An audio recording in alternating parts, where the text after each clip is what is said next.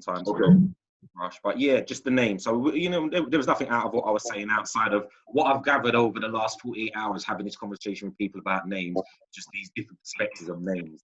Some people think there's nothing in a name. Names are the be all and end all. There's names, tones, energies, you know, associated with that. You know, we was going into the way that your mother calls your name, you know, compared to, or your father calls your name, in relation to when they're praising you or when they're disciplining you, the tones, you know, when your name's called from across the street, you know, and who calls your name. So we were just going into this whole name and owning your name or renaming yourself. And I went into why I decided not to give myself a traditional African name, so to speak, when the schools of thought I was in were like, you know, Darren and Springer's your slave names, and you need to change your names, and you need to get an African name, an indigenous name, and that just never resonated with me, bro. You know, for whatever reasons at the time, it just didn't. It's like, no, my name's Darren.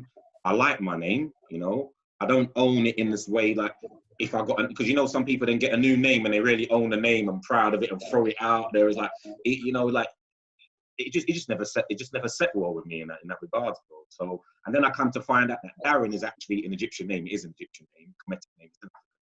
You know, it's taken a journey to get to where it's known as Darren, but I'll take that. And then even my last name, which is a German Jewish name by way of Barbados, you know, I found the power in that name, and I own that power too.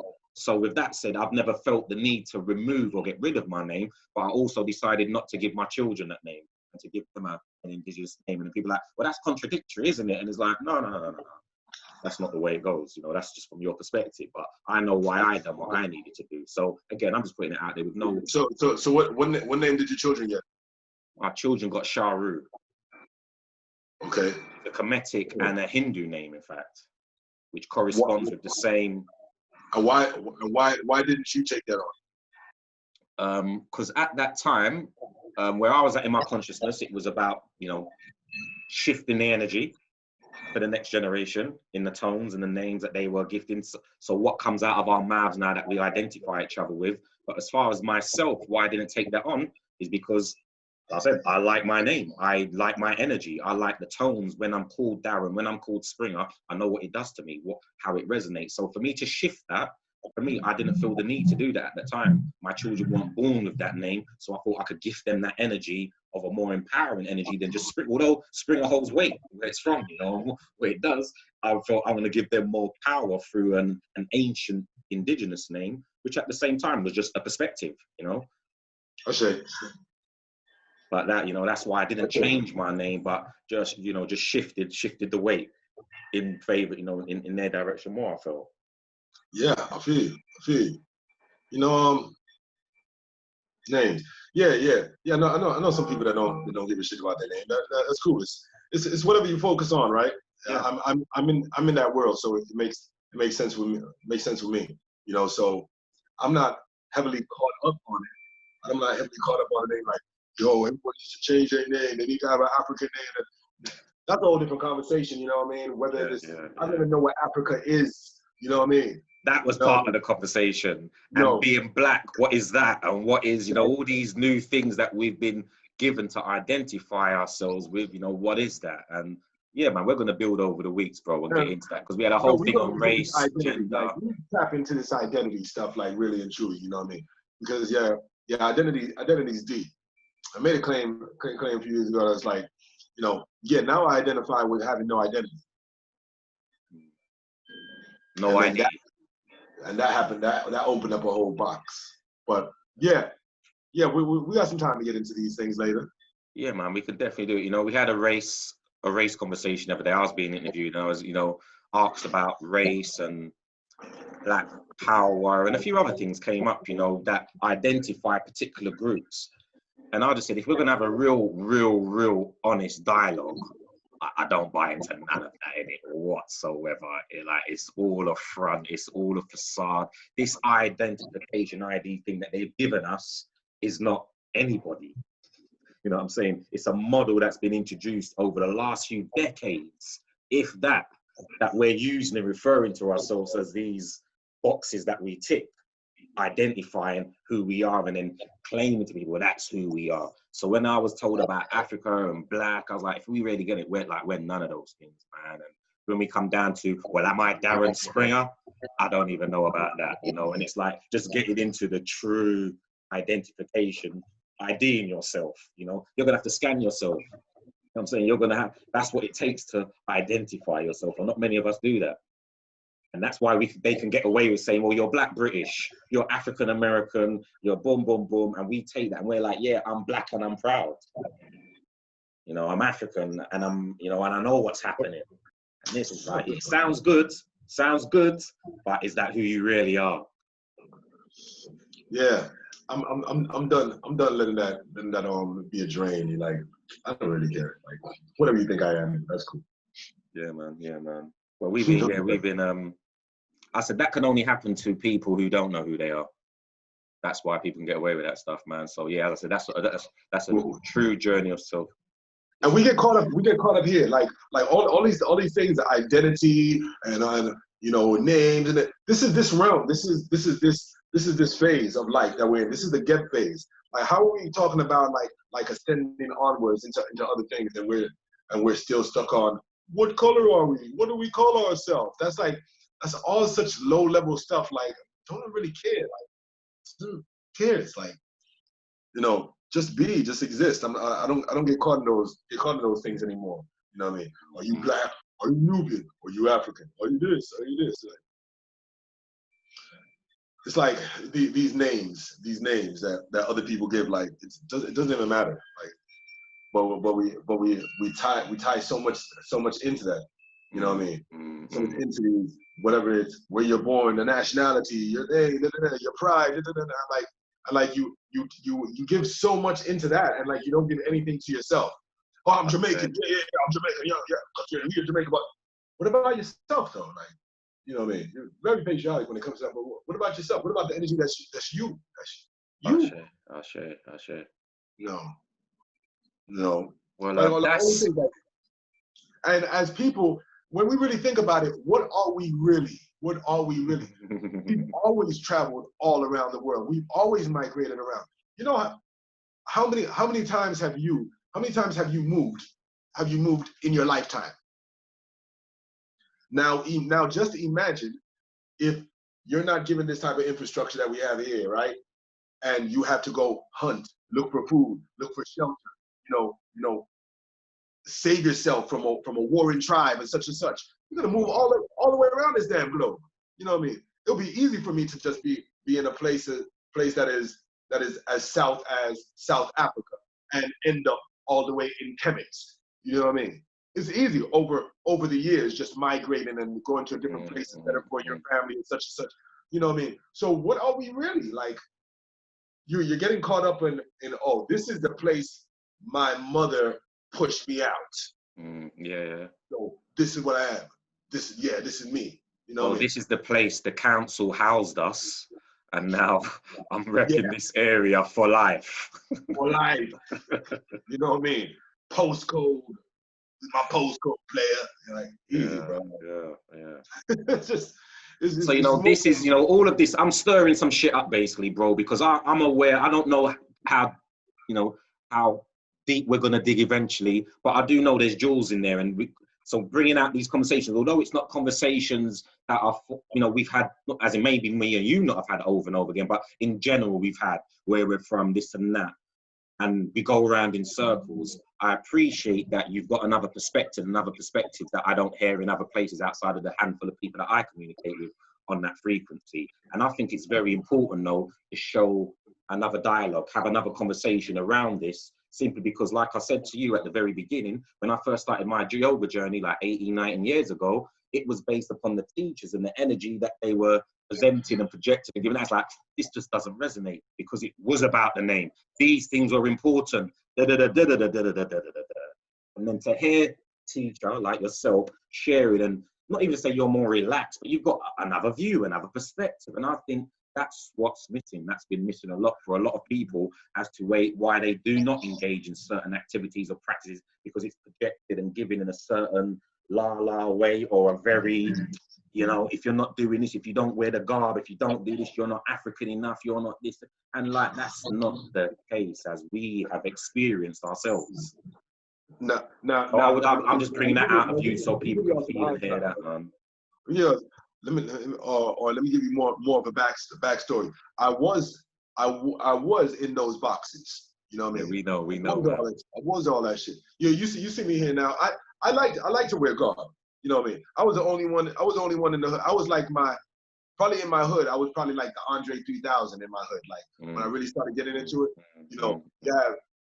this is Miami hood. You know, at that time we're wearing like the tall tees, the long tees. You know what I'm saying? Hats. You know how Miami heads are, such and such, long locks or wicks, as we call it, just dookie locks, whatever the case. You know, we all doing those things, and I'm wearing my garb. I'm wearing my long galabia, walking around the hood, like, you know what I mean, like it's all good. Going to the corner store, you know what I'm saying, going to cop my herb, you know what I'm saying, going to the herb man, like, that was me. He was just like, yo, Ross is different, like, okay. They just like, you know, people pass by my door. I had a picture of Eshu and Bess just in my doorway, like through the window. So motherfuckers didn't know what I was into. They was like, yo, don't knock on that door. You know, and I initially put that there to scare off the Jehovah's Witness. Really and truly. You know what I'm saying? So Jehovah's Witness would You got them in your area too? They would all Hey man, I'm playing. Coming to the black area. You know, the black race is full of heathens. So they have to come over there and knock. Yeah. You know I've learned. I used to make a game out of it in the hood. Like, we used to scare the shit out of the Jehovah's Witness when they knock. We're like, okay, what can we do? So sometimes when you fuck with, we just get our guard, put on all the necklaces, you know what I mean? And like, or just scare them when they come to the door. Or they came to the door and I would pop up like, with knives in my hand. Like, yeah, what's going on? And I'd just be like, yeah, what y'all trying to do? You got that Bible? Let me see that Bible. I'll just be waiting tonight. Like, let me see that Bible. Let me see what you trying to do. Yeah, man. So yeah, we do stupid shit in the hood, but it got to a point that they stopped knocking on my door.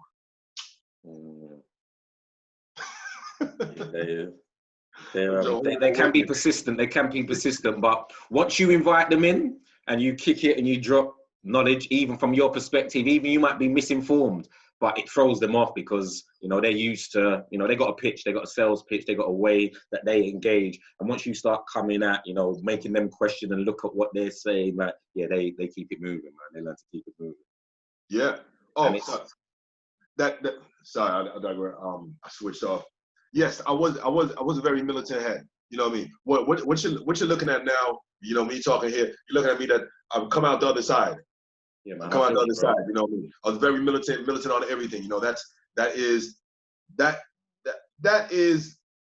easily my default, because I told you about my upbringing and such, and the kind of character. That's my default. Like, I could be fucking very militant. So I could use that to I use that to my advantage now. I know how to work with it. So if I'm given something that I'm passionate about, I go in. I go completely in. Like, lockdown, I don't want to hear anything else. I'm in this zone, locked in. You know what I mean? And where somebody that I'll excel really fast in a short space of time. So it's the same thing in my yoga journey and such. You know, I remember really and truly telling someone else that in my 7th or 8th year over here in my yoga teaching journey, I reached 10,000 hours. You know, I mean, that's a little gauge. Oh yeah, I remember someone said it sometime. Oh, when you get 10,000 hours of hammering on some particular craft, you know, you're a master. And I was like, that's a nice number. And I remember just always just like working on that. So in my 7th or 8th year here, I made 10,000 hours, and that's a combination of me teaching and 1 hour a day of daily practice. You know, so I'm like, damn, okay. So I traveled a lot, traveled real far in a short space of time. Whereas someone else that is like, okay, well, I'm a teacher, but you know, I teach one person a week. You know what I mean? I come over here to UK and I'm teaching anywhere from 100 to 200 people a month. You know what I mean? From, you know, that's in combination of like all the different clubs and yoga studios that I worked at. So it just allowed me to hammer on the craft harder and just see different things, and where it would take somebody that is doing it on a smaller scale, take someone years to notice something that needs to be changed or adjusted or modified. You know, I started getting it quick, and it started showing me certain things that needed to be adjusted in the system of yoga that I practiced. You know, and being away from where I learned my practice, right? I'm off in my own zone. I'm off in my own island. I learned it, was probably there for maybe 2 years, probably still in the States for 2 years while I knew it and such, but it's coming over here that just pulled me away from everyone else. My teachings wouldn't look the same if I was still with the whole tribe back in Miami. So coming over here allowed me to get into my own zone, like beat up the craft, you know what I mean? Study other things, study from, you know, catch note of other people, you know, study different things, you know, all this type of stuff. And I had nothing else but just the craft to beat on. So I really beat on it. Like, why are we going into it like this? What does this really make sense? Do I really feel a certain energy, or is it all in my head? If I didn't have previous Kemetic knowledge, would I feel a certain energy, or would I feel a strong Asarian connection when I'm in this pose? Me questioning, going into all these different things, you know what I mean? And like, hold on, well, is it really just my connection that I feel towards Kemet, that I just gravitate towards? So I feel that these poses is energetic, or is it really whatever I put in my heavens, you know what I mean, that I really keep there and then pull into the poses? So really, do I need to be doing a pose that is Kemetic for me to be entering a Kemetic zone? Or do I need to be doing a pose that is Kemetic for it to be healing? Or it goes into all these type of things. Yeah, no, for real. Well, you know, we're going to go there because, you know, it's ironic that, you know, I've seen the dog pose and the pyramid pose. Is there any similarities between that, bro?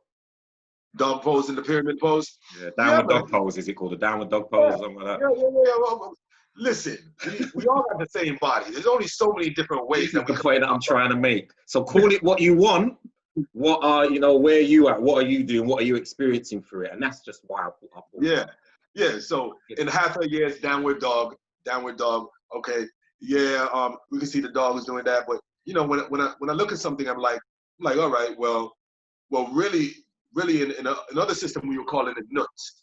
We'll call it nuts. You know what I mean? But when I just look at things, even just looking at nut, or just seeing a representation of nut on the temple, you know what I mean? That didn't really look like what we were doing. So I got to a point that I was like, no, I'm not calling it that anymore. You know what I mean? I'm like, looks like a pyramid. That's the shape. That's the shape that it is. It's a pyramid. You know, beauty is in the eye of the beholder. I think me and you have had that conversation. Somebody had to make up these poses somewhere down the line and have to give them names. So for you to have to adapt it or change it or rename it, why can or can't you? You know what? Who holds who's the keeper of that? You're not allowed to. Your name is not Yasir. Oh. Ah. Yeah, because we have these heads over here that feel like they own Kemetic yoga. Like, you know what I mean? Like, you can't build on it. You can't have your own connection to Kemet. No one else can. It has to be only seen through these teachers' eyes, and such. And no, this is the wrong pose. Only I have an understanding of it. But when you talk to these teachers, it's like, guess what? Where did that come from? Where did these poses came from? Oh, well, I was just sitting down and I just had an idea and it just came to me and I said, oh, we should start doing these poses. Like, oh, wow. So an idea came to you, a download came to you, but downloads can't come to anyone else. Interested. Yeah. Fuck out of here, bro. I feel you, man. And these are the people that we go on calling master teachers. But you know, it's like, why are you doing that? Like, you know, and when you start calling people masters, like, it makes it seem like they are done. I have learned everything there is to learn. I am a master. And these teachers start to believe this shit. You know what I mean? And I have got the most shit from these people that we call master teachers. Okay. You know what I mean? And this is, yo, we'll go into it. I'm gonna drop some things that haven't been said anywhere else, really and truly, because people always biting their tongues. Well, bro, you shared with me that you've got a license of time at the moment, what we call time. I said I've got that time, and I like to strike while the fire's hot and keep the fire burning, as Caverton would say. And I've been doing the same, bro. I've been using this platform, to get, spread the spores, as I like to call it, lick shots, all of them things, we're calling it in different ways. Because, bro, we've had too long, and this is what I mentioned the other day, the blind leading the blind. All these fairy tales and, I'm not going to get into it now, as far as narrating around it. At the end of the day, bro, we need to cut that shit. We know what we're talking about. Me and you, similar generation, same generation, should I say, come from similar schools of thoughts in opposite parts of the world, doing different things, but have been coming to the same conclusion because we've been inspired by the same, if not similar, teachers from those schools of thought. And we're aware of the programming that you come out of from society and you go into these schools of thought, these consciousness, these organizations, and there's a programming that takes place there also. And when you step out of it, especially from your own people, for you to talk up and speak on it, you're hating. You're going to be a hater. Just like if you don't listen to a particular type of rapper, you're a hater. It's like, no, I'm not a hater. I just don't like that music, that particular rapper. I don't like the way he's rapping. Just like this organization, the way they're approaching, healing the community, the way they're approaching empowering people, I don't think that fits well for me. And there's many other people who feel the same way. And now when we speak out or speak up for it, maybe just to offer options, alternatives, other approaches, it's like, you're selling out, you're leaving the congregation, it's like we get all emotional about it and don't see that even within the Black consciousness thing, there's other perspectives, man. There's other ways to do this. And just because these people have been doing it for 30, 40 years, they might have been doing it for 30, 40 years, but it doesn't mean they were doing it correctly. It doesn't mean it was right. And I'm not here saying it was wrong. I'm saying that everything should be evaluated. Everything should be looked at. Everything should be revisited and looked at for the environment that you're in. That, something that took place in America may not be relevant for what's going on here in the UK. Something that happened 80 years ago may not be relevant for what's going on in 2020. So we may need to adapt. So, I'm saying that to say, please keep speak on this, man, because this is what we need to speak on. Us as human beings, we have the ability to adapt. We have intellect. That's why we're so high on the food chain, right? On the chain here. So if I'm given this brain, this intellect, this ability to adapt, to see something in different perspectives from another person and adjusting and such, what is wrong with me using what I've been given? What's my natural nature to do anyway? You know what I mean? So, but we like to get caught up in like, oh nah, just it has to stay that way. It has to stay that way. No, and why does something that's been a particular way for, if we're talking about older yoga, hatha yoga, particular pose that's been going on for 80, 90 years. If you have realized that, you know what, they've been doing that particular pose for 80, 90 years. They've been doing that particular pose for 20, 30 years. But you know what? We have come to find out that we've been going into this wrong, and doing it this way creates this over here and such, and all these different things. Why are we not switching and adjusting these things? Because we're scared to be put in exile from those that we want to appeal to, or those that we're trying to impress, or those that or those guides, or those that have taught us, or those that have birthed us. Do you know what I'm saying? Nah. Give thanks for the teachings. Give thanks for the teachings, you know what I mean, really and truly. We all have teachers. Nobody is exempt. We all have teachers, but they give you particular things. And even in calling it teachers, it's these days I do like guide. I do like the idea of guide better, you know what I mean? Come to give guidance, really and truly. You know what I mean? Come to give guidance, like, look, check. I'm advising you over here to come over here, but if you go over there, this shit's gonna happen. So I'll guide you in this direction. But if you want to go that way, cool, brother. Go check it out yourself. You know what I mean? It's a guide. You're a guide. You're not here to, no, you can't go here. You can't do this. You shouldn't learn from any other teacher. You shouldn't be studying this. We're not here to do all these things. Like, free range. Like, I say, like, look, my people that I'm here guiding, like, hey, go check out these other teachers. See what they're doing. Go do your own thing. I'm just giving to you, based on my experiences, what I've learned on my particular path. You know what I'm saying?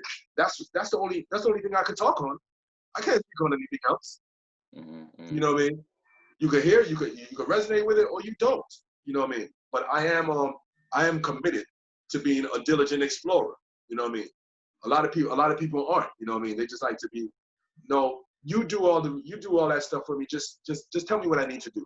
You got a lot of people that are like that. Just tell me what I need to do. You know what I mean? I don't have time. I don't really care about searching this. You know, what's the best way for me to do this?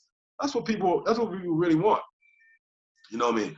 People don't want to come into a new religion. You know what I'm saying? Like we're doing out with that altogether. And that's not the approach. You know what I mean? Particular things and rituals that we do, you know, just because we've been doing them for so long and it's tradition, doesn't mean that it's beneficial. You know what I mean? And I'm just the type to question those things and like, no, I'm not doing that. You know what I mean? Like, oh, but the spirits want you to do this, brother. You're gonna honor these spirits. Like, why the fuck do I need to honor these spirits? No, I'm not doing that shit. You know what I mean? I'm not here. My life here is not to honor, is not to stay worshiping those that have already left this realm. You know what I mean? I'm not here for that. Like, what type of sorry ass life do I need to have? Like, yes, I'm here to worship the great ones that have paved the way. That's what I'm here to do. Like, just worship. No, I'm here to make changes. I'm here to move. I'm here to grow. I'm here to contribute. I'm here to hear what these ancients left, hear what they did. You know, they tagged me in. They tagged me in. Hey, brother, go ahead. It's your goal. You know, either you carry on what we've been doing, or if you think it's fucked up, make those changes and carry on. So, you know, that's what I'm doing. You know what I mean? So you got certain people that are just fine. Nope, it doesn't need to be changed. If it's not broke, we don't fix it. And they feel like, you feel that way about what you do, that's cool. But if I don't feel that way and I'm like, nah, this needs to be changed. I don't like the way I look at it, such and such. That's what I'm doing. Don't be upset. I mean, and I didn't need to get into consciousness and go join any organizations to know better. I mean, I grew up watching Kung Fu movies, man, all the Kung Fu flicks. And one of the most excellent lessons I picked up from there between the relationship between the student and the teacher was that the teacher was like, look, you got to take my shit and make it better. You got to move it beyond. You've got to adapt the fighting style. You've got to take the fighting style that I'm giving you plus what you've got plus what you see from the donkey and the bird flying there and weave that all together and come up with your own thing. And then eventually it's the lack of belief normally that student has in their own power in doing that prevents them from feeling or thinking that they can defeat the boss. And it's the day, it's normally after they get a couple of slaps in the face by the enemy, and like, oh, you know, and then he realizes that I've got to believe in my own shit. And once he starts doing his own forms, he's like, and he can't believe his own power. He looks like, am I doing this? And, you know, you've seen it 100 times. And then boom. Leroy. For my last dragon people. Yeah, man. Yeah, it wasn't about him doing what his teacher taught him, you know what I'm saying? Daniel's son, you know? So it was just learning how to work with that. So I totally get with that, bro. And we cannot definitely be stuck in modes and models that were developed before we were born and have been still telling us that it's going to get us to achieve A, B, and C, and A, B, and C hasn't been achieved. And we're still sitting there saying, it would be a disrespect to not use those models. Or, you know, Marcus Garvey suggested this model, you know, the Nation of Islam suggested this, the Black Panther Party suggested that. And you get all these, and it's like, okay. It's 2020, and we say you still got loads of black people every year marching their ass for reparations. Hey, this is what they did back in the day, so we're gonna do it now. We shall overcome. And they started it. That's just corny, man. This is corny. Walking like march. No, repatriation.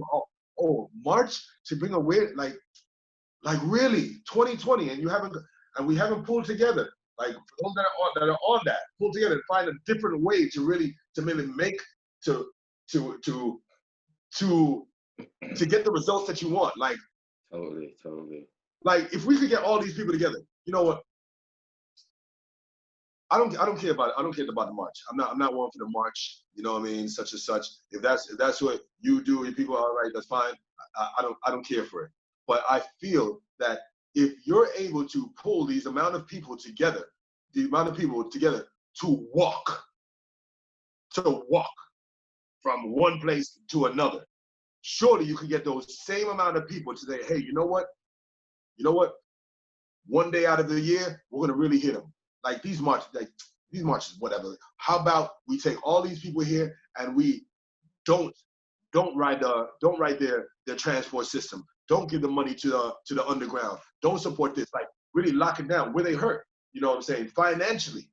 Financially. Us, a whole bunch of little black people just walking in the streets. You know what I mean? The Queen doesn't give a shit. The Queen's like, yeah, that's what they do every year. Let them march. Let them go ahead and march and get there and burn their calories, because that's as much as they're gonna get. You know what I mean? That's as much as they're gonna get. And we put them in the paper real quick. All right, cool, all right. We do it again next year. What about it? You start saying, we ain't gonna plug into this system. We're gonna hit them where it hurts. We're gonna do it 1 day this year. Next year, whatever, we're gonna do it 2 days. Next year, we're gonna do it 3 days. And then you start growing like that. I think people may start listening now. You know what I mean? That's just me. I'm not a strict strategy expert, but yeah.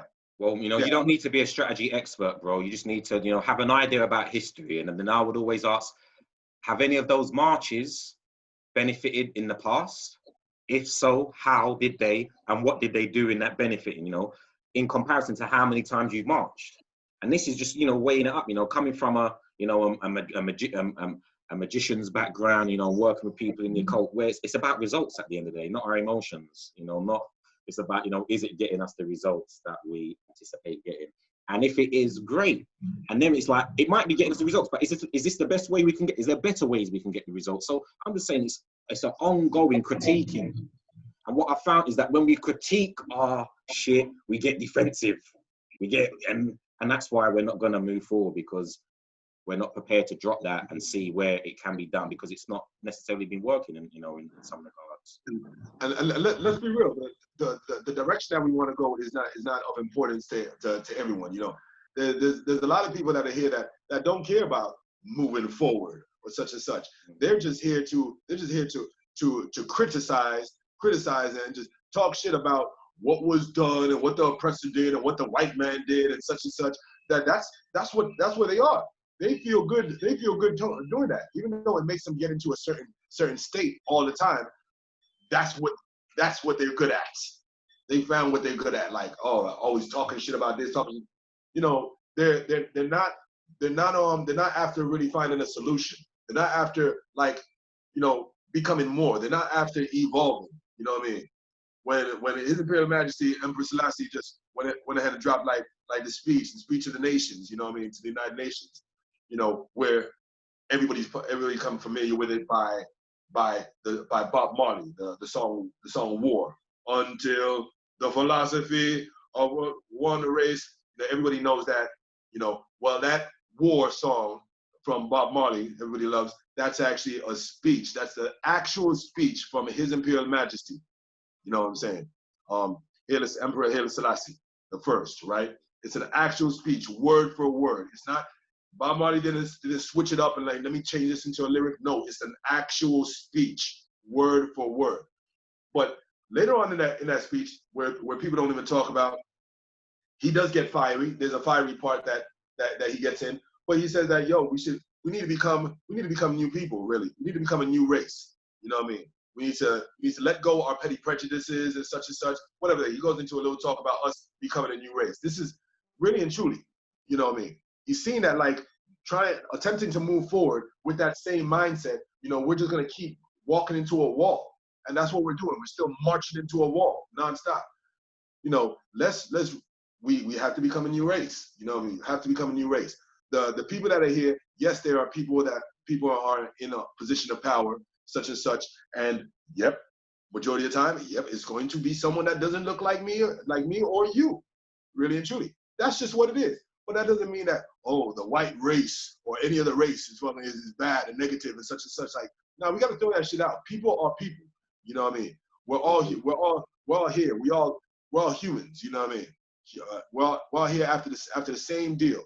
Like that separation. You know what I mean? It doesn't make any sense, and it doesn't create that feeling, that joyous feeling within yourself. I look at myself, and I remember when I was in particular schools of thought, and I didn't feel growing up. My mother, I'll say my mother, because my mother was the one around. My father was always working, doing a whole bunch of different jobs and such. So my mother's really my mother and father. you know, she taught me to embrace all. There was never a separate like, oh, the white race, the black race, da, da, da. Yeah, my father would school me on particular things. Like, yeah, I was 4 or 5 years old watching Roots. You know what I'm saying? Watching Shaka Zulu, you know, he was putting all those things in my heaven from the jump. But really and truly, it was a oneness that I really got that set energy, you know, from my mother growing up, that unconditional love. You know what I mean? It's like, listen, son, like, you know what I mean? That hate is only going to breed more hate. You know what I mean? You know, my mother was always that type. So even up till now, so she's continuously uh, um, um, a very impactful teacher in my life. Do you know what I mean? Until now, and it's only now that certain things are just dawning on me. What is a particular school of thought? And I started to just be indoctrinated with their things. Oh yeah, watch out for this. These people are this. These people are that. These people are this. These people are, you know, they're the whatever they are, the race that came to take over with the calcified pineal gland, and they can do this. They don't have no spirit. They don't have no soul. Don't do this. Get the fuck out of here, man. Everybody has spirit. Everybody has soul. Everybody has spirit. Everybody has soul. Everybody has pineal glands. You know what I mean? Some may be more activated than others. You know, I understand. You know, everybody has melanin. Melanin is in everything. Yes, there are more stages of melanin, but that doesn't mean that these people don't have other people with lower melanin are less connected to the divine or all. We all come from all. We all come from there. Do you know what I'm saying? All.